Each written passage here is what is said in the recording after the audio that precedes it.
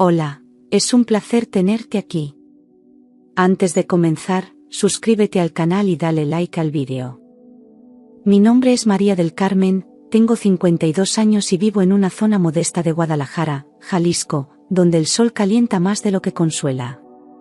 Esa noche, el silencio se rompió con un grito, y antes de que pudiera reaccionar, mi hijo Daniel, de 23 años, me abofeteó con una fuerza que no reconocí como suya.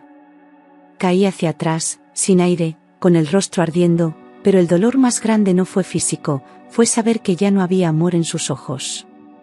Me quedé callada, temblando, sin entender cómo llegamos a esto, como una madre termina temiendo al niño que crió con tanto sacrificio. Quise buscar una explicación, una razón, pero no encontré más que rabia contenida y una pena que se me instaló en el pecho como piedra. Y mientras él me gritaba sobre deudas, sobre fracasos que no eran míos, supe que esa noche algo se rompía sin vuelta atrás. Después del golpe, me encerré en mi cuarto y escuché cómo Daniel seguía caminando por la casa, murmurando insultos, como si tuviera derecho a tratarme de esa manera. Sus pasos eran pesados, marcados por la rabia y la impaciencia, y cada palabra que soltaba era una herida más. Dijo que yo era la culpable de su miseria, que por mi culpa nunca había tenido una familia completa. Me apreté contra la puerta, sin atreverme a responder, sintiendo que el aire se volvía más espeso con cada minuto. En ese instante entendí que el miedo había tomado el lugar del amor. Me senté en la cama, sosteniendo el rostro adolorido, y entendí que desde hacía meses él venía cruzando límites, gritos, puertas azotadas, amenazas disfrazadas. Lo que al principio parecía un mal humor pasajero terminó convirtiéndose en una sombra constante, una rabia que creció mientras yo guardaba silencio. Aquella bofetada solo confirmó lo que ya estaba roto mucho antes. Pensé que era una fase, que ya se le pasaría, pero lo único que pasaba era el tiempo, y yo, en silencio. Aquella bofetada fue solo la confirmación de todo lo que ya estaba roto. Recordé que desde que perdió su empleo en un taller mecánico, su comportamiento se había vuelto impredecible, explosivo y cruel. Cada día llegaba más tarde, más cansado y más frustrado, como si el mundo le debiera algo. Al principio lo consolé, intenté animarlo, le cociné sus platos favoritos, pero nada parecía alcanzarle. Su frustración se transformó en desprecio, y ese desprecio se instaló en cada rincón de la casa. Yo vivía esperando que regresara un hijo que ya no existía. Pensé en llamar a la policía, pero temí que un antecedente criminal arruinara su futuro completamente. Lo imaginé esposado, mirándome con odio desde el asiento trasero de una patrulla, y algo dentro de mí se quebró. A pesar del miedo, aún quería protegerlo, aún pensaba en su bienestar antes que en el mío. Me maldije por seguir actuando como madre cuando él ya no actuaba como hijo. Pero algo también me decía que ese amor protector estaba alimentando su abuso.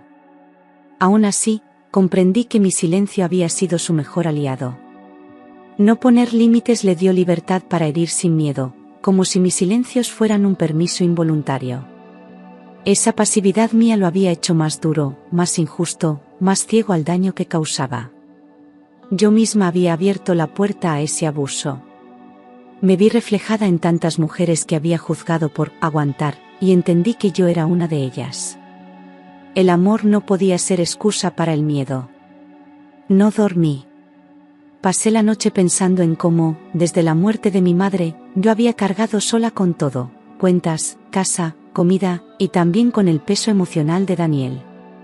Recordé las veces que lloré en silencio, fregando platos o planchando camisas, para no preocuparlo. Cada factura pagada, cada préstamo pedido, cada noche de desvelo, todo lo hice creyendo que él entendería. Pero al final, me di cuenta de que él solo aprendió a recibir, no a agradecer. Yo no tenía pareja, ni hermanos cerca, solo a él, y a veces, ni siquiera eso. Recordé también que su padre, Julián, había desaparecido cuando Daniel tenía 11 años, dejando un vacío que nunca logramos llenar. Durante años intenté protegerlo de ese dolor, inventando explicaciones que nunca llegaron a consolarlo. Ese abandono marcó su infancia y todavía pesaba en su carácter, un peso que yo ya no podía cargar sola. Y entendí que la falta de límites había creado a un joven que confundía amor con sumisión. Que en mi intento de compensar la ausencia de su padre, me anulé a mí misma.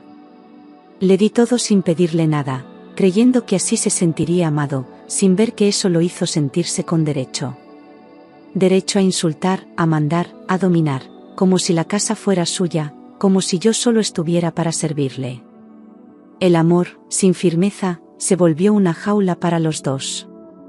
A la mañana siguiente, decidí hacer algo que nunca había hecho para enfrentar la situación. Preparé un banquete completo, como los que le hacía en sus cumpleaños cuando era niño.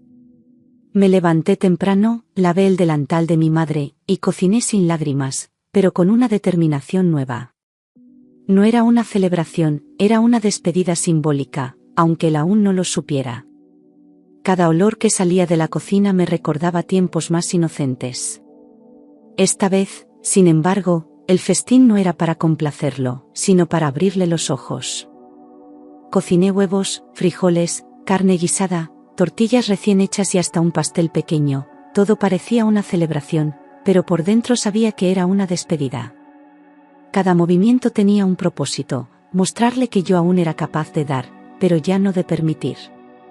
El aroma llenó la casa como antes, pero esta vez no había alegría, solo tensión disfrazada de nostalgia. Puse música suave, barrí el piso, abrí las ventanas como si esperara visitas.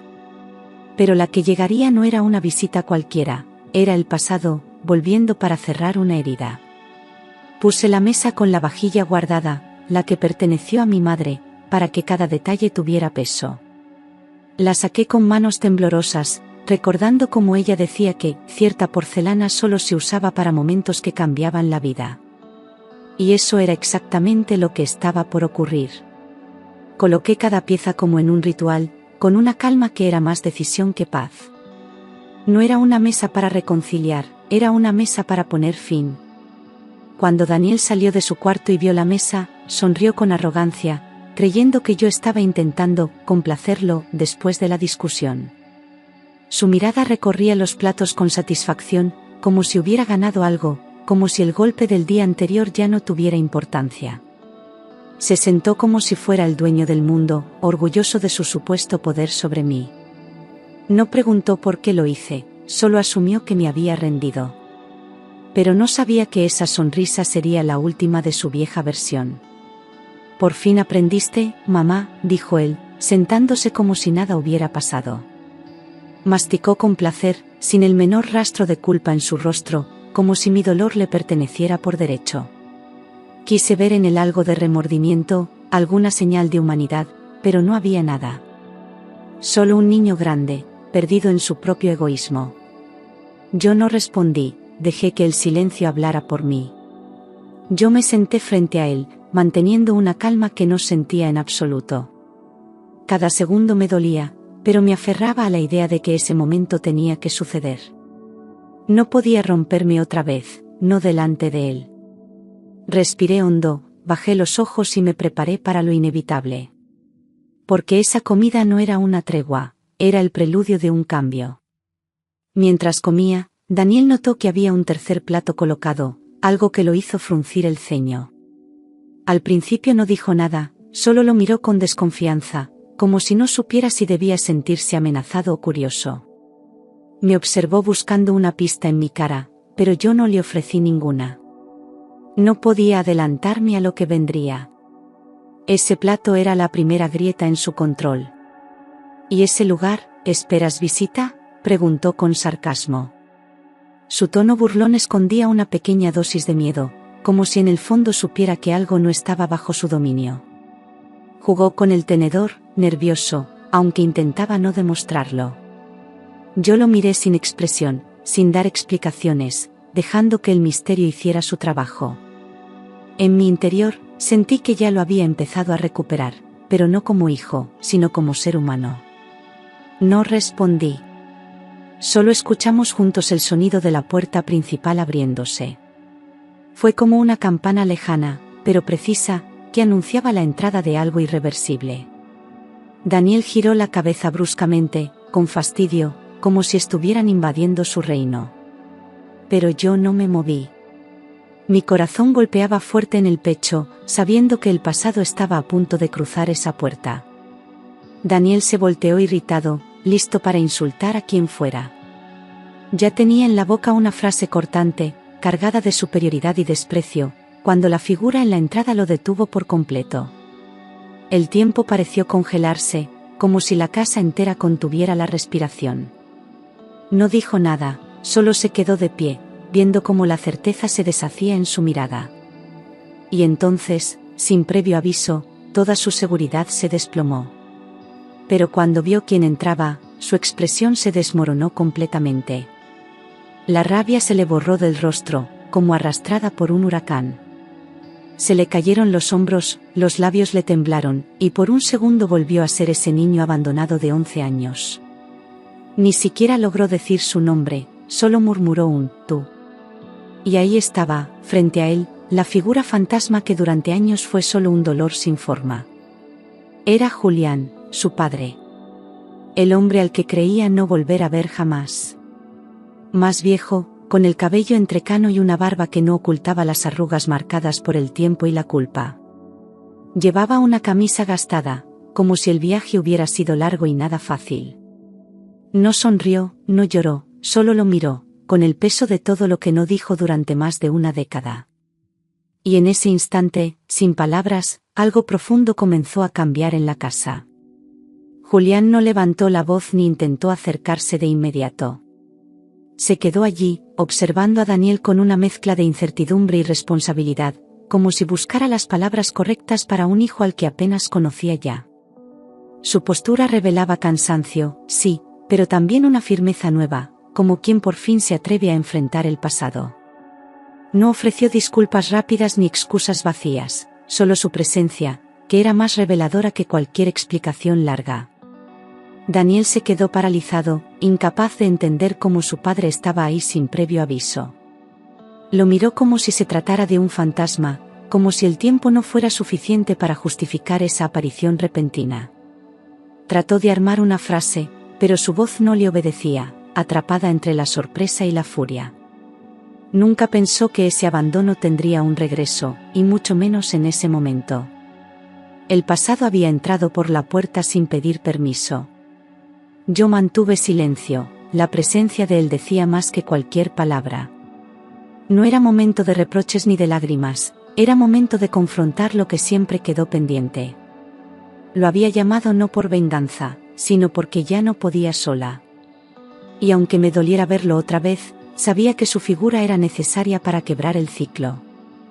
La historia entre padre e hijo debía reescribirse, o terminar. Julián se sentó en el tercer lugar de la mesa, mirando a su hijo como un padre que vuelve para enfrentar sus errores. No buscó compasión ni perdón, solo contacto. Su gesto fue contenido, pero firme, como quien ya no tiene tiempo para adornos. La tensión en el aire se podía cortar con un cuchillo, y aún así, nadie se movía.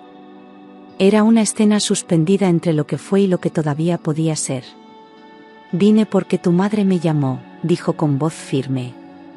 No había rencor ni drama en sus palabras, solo una verdad desnuda. La frase cayó como un golpe sobre la mesa, deshaciendo cualquier ilusión de que esto era una coincidencia. Daniel me miró de inmediato, con la furia brotándole por los ojos. No soportaba la idea de haber perdido el control de la situación. Daniel me miró con furia, como si yo hubiera cometido la mayor traición. Sus cejas fruncidas, su mandíbula apretada, todo su cuerpo gritaba una rabia infantil que no sabía cómo contener. Como si pedir ayuda fuera un acto de deslealtad y no de desesperación. Pero no me arrepentí. Porque por primera vez, elegí protegerme también a mí. Julián continuó, y también porque te vi ayer. Vi lo que le hiciste. El silencio que siguió a esas palabras fue insoportable, como si la casa entera se hubiera encogido de vergüenza. Daniel parpadeó, incrédulo, con la respiración entrecortada, buscando cómo negar lo evidente. Su padre no hablaba por rumores, hablaba por lo que había presenciado con sus propios ojos. Y la verdad, dicha así, no se podía esconder.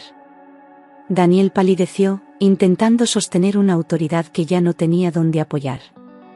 Su postura rígida no escondía el miedo, estaba expuesto y lo sabía. Por primera vez, dudó de sí mismo, incapaz de refugiarse en la arrogancia que siempre lo protegió. Buscó en mí una aliada, pero no encontró nada más que firmeza. Por primera vez, él era el que no tenía el control. Yo estaba afuera, Daniel. Vine a buscar a tu madre para hablar después de muchos años. Llegué justo cuando levantaste la mano contra ella. La voz de Julián no era grito, pero tampoco suave, era esa clase de tono que atraviesa el pecho sin necesidad de subir el volumen. Daniel agachó la cabeza unos segundos, como si por dentro sintiera la vergüenza que su rostro todavía no sabía mostrar. Lo dicho no se podía desmentir. La violencia ya no era rumor ni exageración, era realidad. Daniel lo negó, diciendo que yo estaba exagerando. Que todo había sido un malentendido, una discusión como muchas, que nunca me quiso hacer daño. Sus palabras salían rápidas, torpes, con el miedo disfrazado de justificación. Pero ya era tarde. La verdad estaba dicha, y el intento de manipularla solo lo hacía verse más pequeño. Julián golpeó la mesa suavemente. No voy a permitir que repitas lo peor de mí. Su confesión rompió algo invisible en el ambiente, como si el eco de sus errores finalmente encontrara una puerta para salir. Nunca antes había reconocido su culpa, y escucharlo fue como ver a un fantasma pidiendo redención.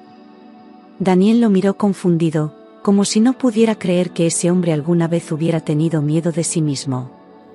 Pero era cierto, ambos venían del mismo patrón. Mi hijo quedó sin reacción, nunca había visto a su padre admitir nada. Lo había idealizado en la ausencia, convertido en víctima del abandono, nunca en culpable. Y ahora lo veía allí, de carne y hueso, diciendo en voz alta que había sido un mal ejemplo. Era como si el piso temblara bajo sus pies. Por fin, entendía que no todo lo que le dolía venía de mí. Intenté hablar, pero la voz me salió temblorosa. Me quedé callada ayer, pero eso se acabó. Mi declaración no fue un grito, fue una decisión. Me sentí pequeña al decirlo, pero también más firme que nunca. Daniel no reaccionó de inmediato, tal vez porque nunca me había oído decir algo así. Y aunque mi cuerpo temblaba, mis palabras se mantuvieron firmes como raíces en la tierra. Daniel empezó a justificarse, diciendo que estaba estresado, sin dinero y sin apoyo. Que no sabía cómo lidiar con tanto, que todo se le venía encima, que se sentía solo. Por un momento, casi logró tocar algo en mí, esa vieja compasión de madre que siempre me hacía ceder. Pero esta vez no. Esta vez entendí que el dolor no justifica el daño. Julián respondió con dureza: el estrés no convierte a un hombre en abusador. Las decisiones sí. Y en ese instante, quedó claro que no había excusa suficiente para lo que había hecho. Daniel cerró los puños, como conteniéndose, pero ya no gritaba. El peso de la verdad lo aplastaba más que cualquier sermón. Había una línea que cruzó, y nadie iba a borrarla por él. Respiré hondo y dije que las cosas cambiarían a partir de ese día. Que ya no iba a tolerar gritos, ni amenazas, ni desprecios. Que si quería quedarse, tendría que ganarse su lugar, con respeto. Las palabras salieron de mí como si hubieran estado esperando años para nacer. Y al decirlas, sentí por primera vez que estaba recuperando mi vida. Daniel golpeó la mesa exigiendo respeto, aferrándose a una autoridad que nunca tuvo. Actuaba como si todo le perteneciera, incluso un espacio que nunca fue suyo. Su reacción fue infantil, desesperada, como quien siente que el poder se le escapa entre los dedos. Pero ya no me asustaba. Su fuerza había perdido efecto porque mi miedo ya no le respondía. Lo miré directo, sin bajar la cabeza, y ahí entendió que todo estaba cambiando. Respondí con calma: la casa está a mi nombre. Lo sabes. Mi voz no tenía rabia, solo verdad. Daniel se congeló un instante, como si nunca hubiera pensado en esa realidad tan evidente. Creyó que por gritar más fuerte tenía más derecho, pero la legalidad y la dignidad eran mías. Y en ese momento, supo que el suelo bajo sus pies no era suyo. Era invitado, no dueño. Él se quedó mudo. Por primera vez en mucho tiempo, no encontró una palabra que lo defendiera ni una excusa para atacar. Lo vi tragar saliva, mirar a su padre y luego al suelo. Ya no era el joven invencible de siempre, era solo un muchacho que no sabía qué hacer con lo que estaba perdiendo. Y lo que perdía no era la casa, era el control. Le expliqué que lo había mantenido por años, incluso pagando sus deudas en secreto. Que mientras él dormía, yo hablaba con prestamistas, pidiendo plazos, salvando su nombre sin que él lo supiera. Daniel parpadeó, como si todo lo que creía saber de mí se derrumbara. No sabía cuánto había hecho para protegerlo del mundo, y de sí mismo. Pero esa protección también había alimentado su arrogancia. Revelé que descubrí que debía dinero a prestamistas del barrio. Lo supe por una vecina que me preguntó si iba a responder por él, porque ya estaban perdiendo la paciencia. En ese momento sentí una mezcla de miedo y vergüenza, como si los errores de mi hijo fueran míos también. Pero lo más doloroso fue darme cuenta de que él nunca pensó en el peligro al que me exponía. Me usaba como escudo, sin pensar si yo también podía caer. Daniel abrió los ojos sorprendido, impresionado por mi conocimiento. No esperaba que yo estuviera al tanto, mucho menos que enfrentara la verdad sin llorar. Por primera vez lo vi dudando de su propia superioridad, sin palabras preparadas. Me miró con una mezcla de susto y desconcierto, como si recién descubriera que no todo se le perdonaría. El silencio que siguió fue más revelador que cualquier confesión. Julián agregó, y también sé que te despidieron por faltar 3 días seguidos. Daniel desvió la mirada, avergonzado, porque ni siquiera había tenido el valor de contarlo. Prefería gritar en casa antes que asumir sus errores allá afuera. Julián no lo dijo con odio, sino con esa decepción que pesa más que un castigo. Las mentiras se estaban cayendo una por una. Mi hijo bajó la cabeza, no esperaba que tantas verdades salieran a la luz. Toda su fachada se resquebrajaba frente a nuestros ojos, y por dentro, él sabía que lo habíamos descubierto. Ya no podía esconderse en excusas, ya no podía tapar con enojo lo que era puro miedo.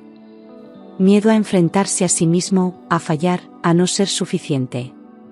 Pero esta vez, nadie iba a rescatarlo. Le dije que a partir de ahora tendría que asumir responsabilidades. Que si quería reconstruir algo con nosotros, tendría que empezar desde el suelo. Nada de privilegios, nada de chantajes, nada de gritos. Yo no era su sirvienta ni su enemiga, era su madre, y merecía respeto.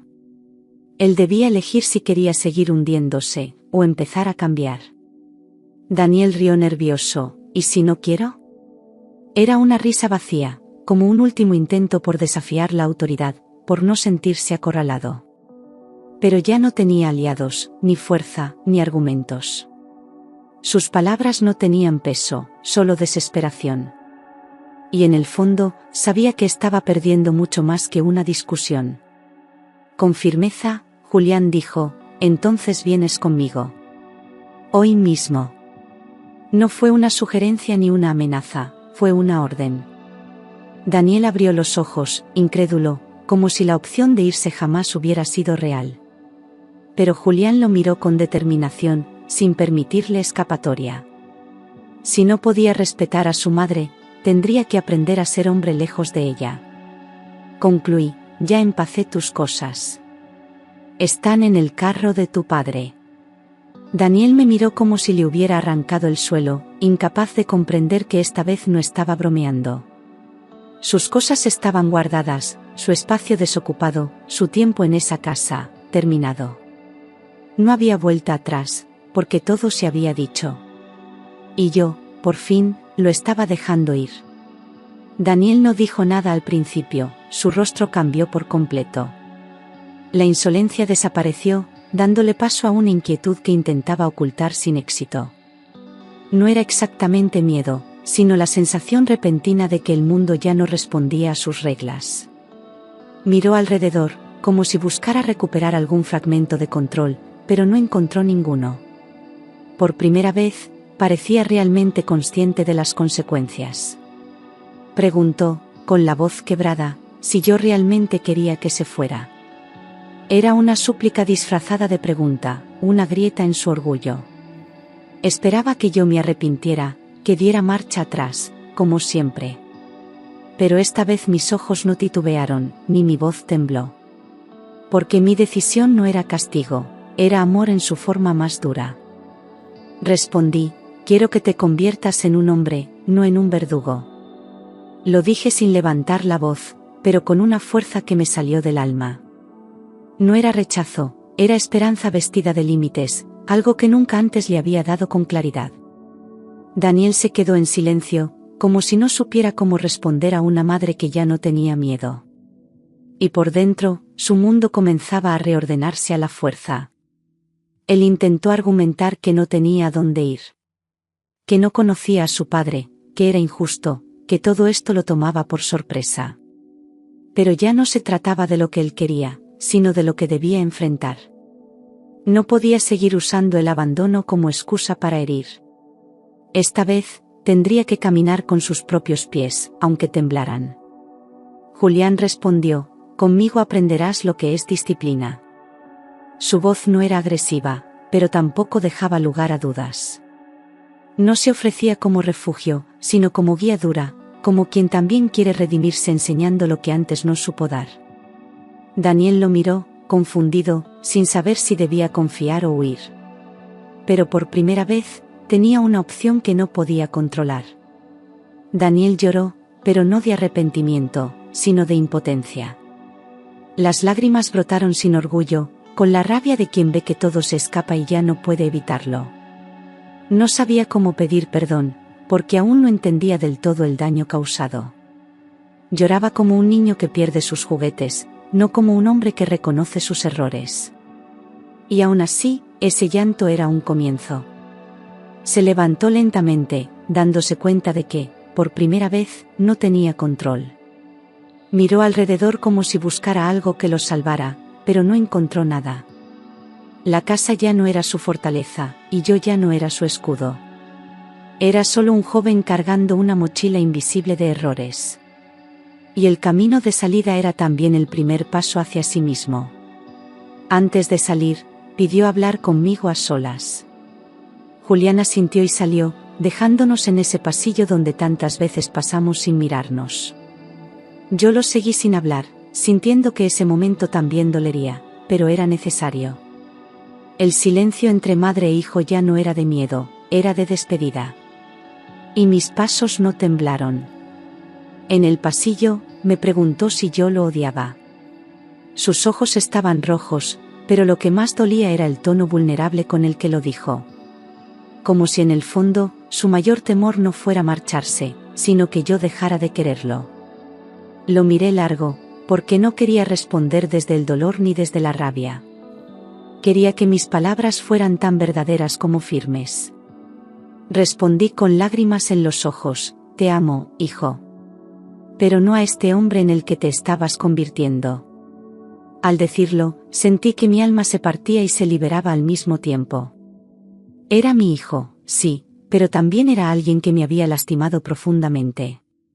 No podía seguir amando a ciegas, sin exigir que también él aprendiera a amar bien. Y él, por fin, lo entendió. Daniel finalmente se quebró, admitiendo que tenía miedo de fracasar y descargaba todo en mí.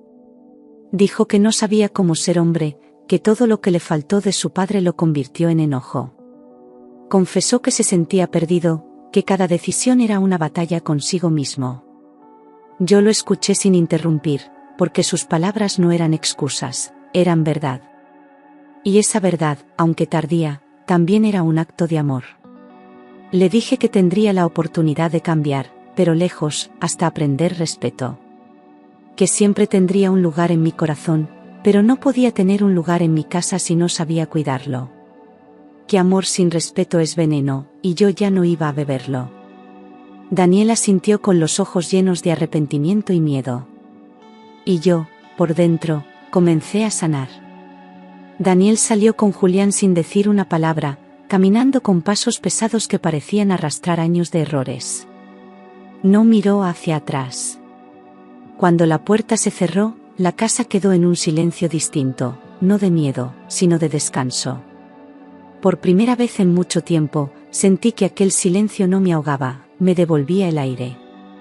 Cerré la puerta y sentí un vacío enorme, pero también una ligereza que no sentía desde hacía años, como si de pronto pudiera respirar sin miedo a que cada ruido anunciara una tormenta. Caminé por la sala observando los restos del desayuno, la vajilla de mi madre brillando bajo la luz suave de la mañana, testigo de un cambio que había tardado demasiado en llegar. Me apoyé en la pared para no caer, porque la emoción de recuperarme a mí misma era casi tan fuerte como el dolor de dejarlo ir. Sabía que vendrían días de silencio, dudas y noches largas. Pero, por primera vez, no sentí culpa por elegir mi propia paz. Comprendí que el banquete no fue para agradarlo, fue para enfrentar la verdad, para poner sobre la mesa todo lo que habíamos evitado durante años. La comida, los aromas, los recuerdos, nada de eso era nostalgia, sino un espejo del punto exacto donde la historia debía romperse para recomponerse. Cada plato servido fue una declaración silenciosa de que yo ya no sería la mujer temerosa que caminaba de puntillas en su propia casa. Fue mi manera de decir basta sin gritar, de despedirme sin huir. Y en esa mesa quedó la parte de mí que ya no volvería. Y entendí que, a veces, amar a un hijo significa dejarlo ir, para que encuentre el camino que dentro de casa se negaba a ver. Que protegerlo demasiado era otra forma de daño, una que termina ahogando tanto al que da como al que recibe. Lo dejé marchar porque quiero verlo crecer, no destruirse, porque quiero ser su madre, no su sombra. Me quedé sola, sí, pero no vacía, quedé llena de la esperanza de que un día regrese diferente. Y mientras limpiaba la mesa, sentí que el futuro, aunque incierto, ya no me daba miedo. Durante los días siguientes, la casa se sintió inmensa, como si cada rincón guardara un suspiro mío y un eco de Daniel que se resistía a desaparecer. Caminaba despacio, tocando los muebles, abriendo las ventanas, dejando entrar un aire nuevo que no solo refrescaba el hogar, sino también mi propia alma. Extrañaba su risa de niño, pero no su sombra de adulto, era un duelo extraño, una mezcla de alivio y nostalgia que me acompañaba en silencio. Aún así, cada amanecer me confirmaba que había hecho lo correcto. Porque la paz, aunque doliera, era legítima. Julián me llamó 2 días después para decirme que Daniel estaba tranquilo, intentando ordenar su pensamiento, aceptando poco a poco la realidad. Su voz sonaba más suave, como si llevar a su hijo hubiera reabierto viejas heridas, pero también le diera un propósito que hacía años no sentía.